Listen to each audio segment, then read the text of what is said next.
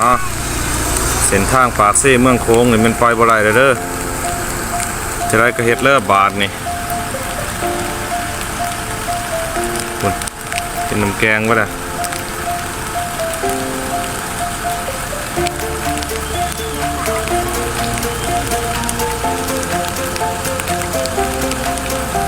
ปิดสนั่นเลยเนาะแกะไขสบายดีทุกคนมื้อนี้เฮาพาทุกคนมาติดตามเบิ่งสภาพดินฟ้าอากาศเนาะโดยเฉพาะระดับน้ำอยู่ในนครปากเสกแขวงจำปาสักที่ทางภาคใต้ของลาวเป็นอะไรเนาะพาทุกคนมาติดตามเบิ่งอันนี้มันน้ำเซโดนเนาะอยู่ปากเสนครปากเสเนาะคือว่ายังอยู่ในระดับที่กำลังเนาะ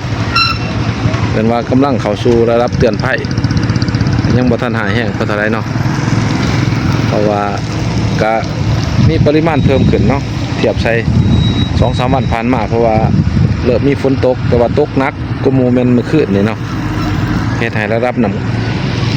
ำคลองแล้วก็น้ำเซ่เพิ่มสูงขึ้นเนาะเบื้องนั้นแม่นเบื้องซานจับปูซบเซ่นี่ก็ถือว่าเริ่มมาระมัดระวังเลยเนาะเขาขันเตือนภัยเนาะถ้าว่าฝนตกอีกมื้อนี้มื้ออื่น2 มื้อ 3 มื้อนี่ถือว่าท่วมแน่นอนเนาะทางเบื้องฝั่งท่าหินนี่ระดับน้ำคลองอันนั้นมันน้ำคลองเนาะฝั่งนั้นมันฝั่งพ้นท่อที่เห็นหูมันเป็นผู้เก่าบริผู้นังนอนเนาะเดี๋ยวเบิ่งคือหูคนเนาะนี่คือหูคนนอนนี่บ่คนเดินผู้นังนอนนี่ต้องฟังพ้นท่ออันนี้มันฟังปากเซ่พี่น้องวันนี้วันที่14 กันยายน 2024เนาะระดับน้ำคลองถือว่าเริ่มสูงขึ้นเนาะคือว่าระวังภัยเนาะเขตภาคใต้เฮา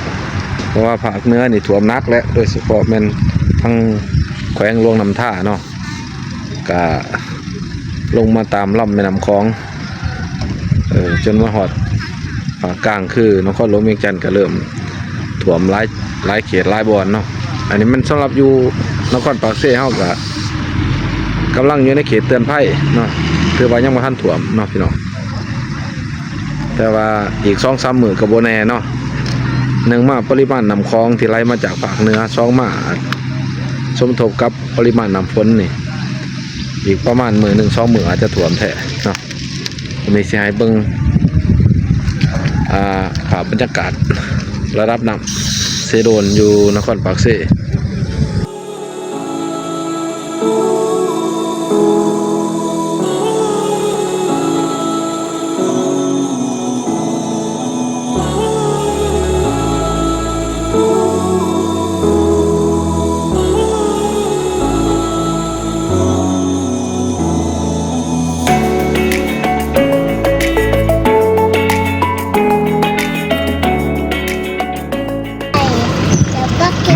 สภาพน้ำสิ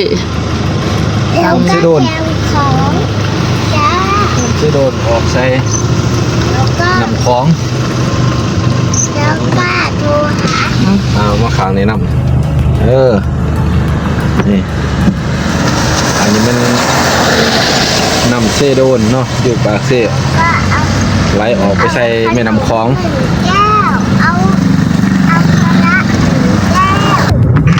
ตอนนี้เขาพามาเบิ่งทั้งเบื้องใกล้ๆกับสนามบินเนาะสนามบินปากเซ่เบิ่งว่าระดับน้ำในเขตนี้เป็นอะไรเพราะว่าเมื่อคืนนี่ฝนตกหนักสมควรเนาะอยู่เขตใกล้เคียงถือว่าระดับน้ำก็ขึ้นมาหลายเติบเนาะโดยเฉพาะมันปริมาณน้ำฝนที่ตกใน 2-3 มื้อนี่คือบางทั้งเป็นน้ำครั้ง เบิ่งอยู่เขตทั้งบ้านห้วยปูนเขตนี้เป็นทงหน้าแต่เก่าเนาะเป็นเขตต่ำนั่นผ่านมาที่ว่าประสบภัยน้ำท่วมเรื่อยๆเวลาฤดูฝนคือปี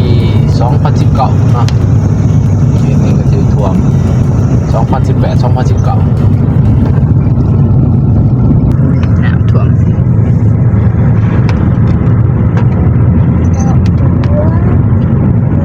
คือว่ายังบ่ทันถึงขันวิกฤตเนาะแต่ว่า มีแต่น้ำขัง อยู่ในขันเตือนภัยสำหรับระดับน้ำอยู่ปากเซ่ทั้งภาคใต้ของลาว นี่ แต่ว่าเบิ่งตามเบิ่งสภาพอากาศแล้วนี่ถือว่า ใครอยากไล่โทรหาที่สี่ไล่ ตามเบิ่งสภาพอากาศนี่ถือว่ามี ปี เกินว่ามีท่วงทาจะ ไป เพิ่มขึ้นนะนี่เนาะว่าเบิ่งสภาพดินฟ้าอากาศนี่ถือว่าคืบเลยอยู่ถือว่ามื้อนี้อาจจะตกตื่นอีกแต่ว่ามีปัจจุบันนี่มันฝนฟอยมาเลยเนาะแต่เช้าๆจนมาฮอดปัจจุบันเพราะว่าสืบเนื่องมาเต็มคืน แล้วก็อู้ คือว่ายังปกติอยู่เนาะคือว่าบ่ทันหุ้นแห้งสำหรับภาคใต้เฮา แล้วมันสีน้ำทองนี่กัน ก็เกิดว่าเป็นปริมาณน้ำฝนธรรมดายังบ่ทันถึงขั้นว่าท่วมแต่ว่า มันไม่ถ่วง นี่แถว ในระดับเตือนภัย นี่แถวไหน หรือว่าเตือนภัยแล้วถ้าว่าตกเรืออีก 2-3 มื้อคือว่าท่วมแน่นอนเนาะ หรือว่าหนักที่ดู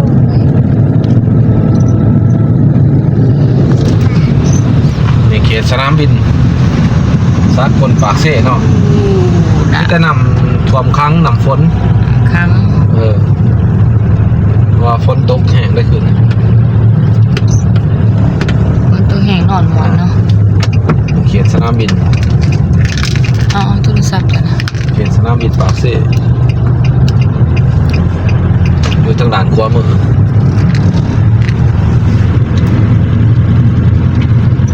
สภาพอากาศขึ้นลงได้ปกติบ่ ย้อนนี่ยังสามารถขึ้นลงได้ปกติเนาะตามเบิ่งสภาพอากาศเนี่ยเพราะว่าบ่มีลมมีแต่ฝนเด้นี่ก็ค้าง ผู้น้ำขัง เป็นน้ำค้างเนาะในเขตอันนั้นสนามบินนะ สร้างน้ำมัน อยู่บนสร้างน้ำมันของเนาะสนามบิน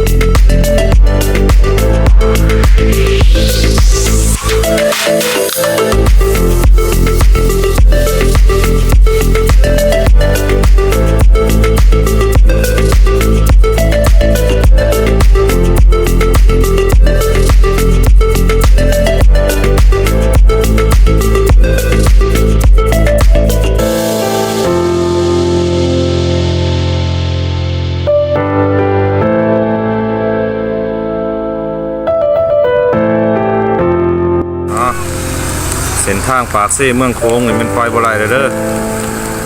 จะได้กระเฮ็ดเลิบบาทนี่เป็นแกงบ่ได้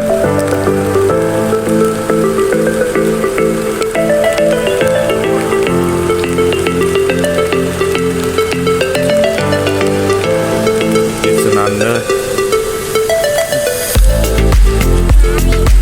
แก้ไข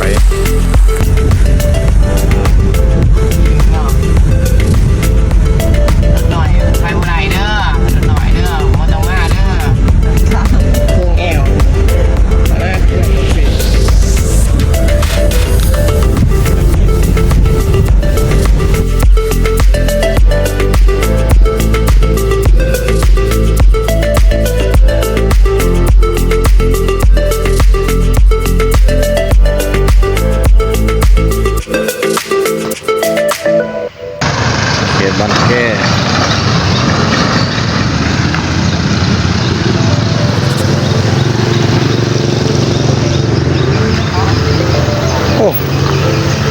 เบ็ด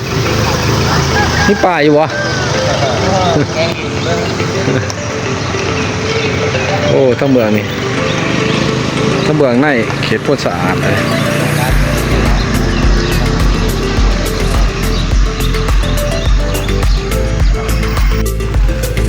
เด็ดบัดแย่เป็นหวยออกใส่น้ำเทโรด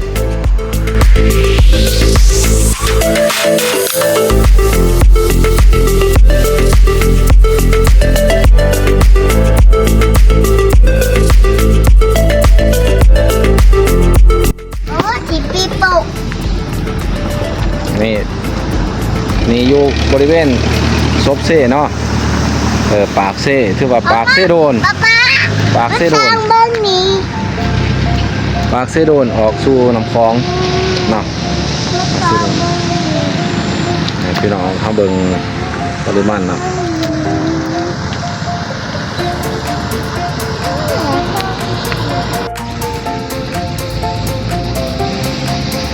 ฟังนั้นมันฟังพุ่นเถาะ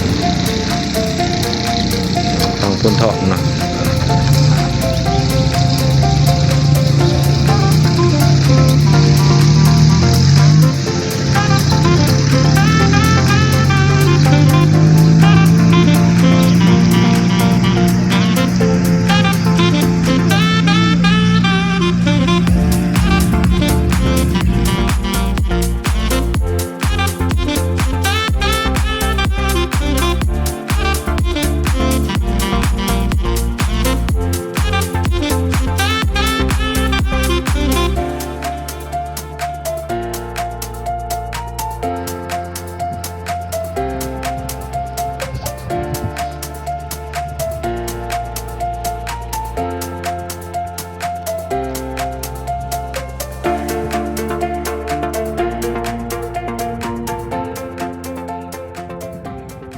โอ้เส้นทางนี่ก็ต้นไม้ฮักนี่มันบอกฝน แสดงว่าลมแห้ง ทางนี่เพิ่นเฮ็ดเป็นทางรองได้เดี๋ยวนี้เนาะสำหรับเส้นทางเรียบแคมคลองอยู่ปากเซ่นี่คือว่าจะบ่มีรถแล่นสวนขึ้นมาเนาะมีแต่ลองตามลำคลองลงไปเลยเนาะลองแต่เนื้อถึงลงไปใต้ลองแต่เนื้อลงใต้ โอ้ยพอเขา อุ้ยถ่ายคลิปก็ซับซ้อนแต่ลูกก็ได้เบิ่งน้ำกัน อ๋อนี่จอมควันนี่คนขี้ดื้อนี่ ว้าตีกบ พอถ่ายคลิปอยู่กับควนเลยอยู่โอ้ยนี่เบิ่งสวนสาธารณะนี่แคมป์ของปากเซ่นี่งามบ่นี่ฮะ อุ้ยอย่าสมมุติ งามบ่เอมมี่งามบ่ ลาบ นี่แต่พาเบิ่งแคมป์ของนี่เอาเบิ่งน้ำคลองแหละก็มาเบิ่ง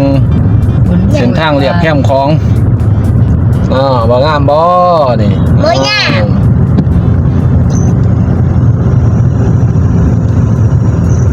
ร้านที่ฝากรถอีกไม่มีรถไม่นางมาจอดอยู่นี่นะเป็นยางเครื่องอะไร บ่ อยู่แคมป์ของนี่เพิ่นบริการฝากรถอีกว่าซั่นเพราะว่ามันอยู่ใกล้อาหารเฟออาหารข้าวเปียก นี่ถ้ารู้แพงเป็นกันอันนี้ บ่ เพื่อร้านจำกับทาง ไปทางใช่ไหมทางนั้น แต่ซุปเปอร์ ไปกินบุฟเฟ่ต์ เก่าในเมืองสิ้นสุดซ้ำนี่เนาะจบคลิปซ้ำนี่แหละ ดูเค้นน้ำมัน คือว่าเบิ่งน้ำคลองกับซ้ำนั่นแหละอันนี้มันเขาตัวเมืองจบคลิปซ้ำนี่เด้อพี่น้องโอเคบายบาย บ๊ายบาย ให้มีบายบายก่อนบายบายนี่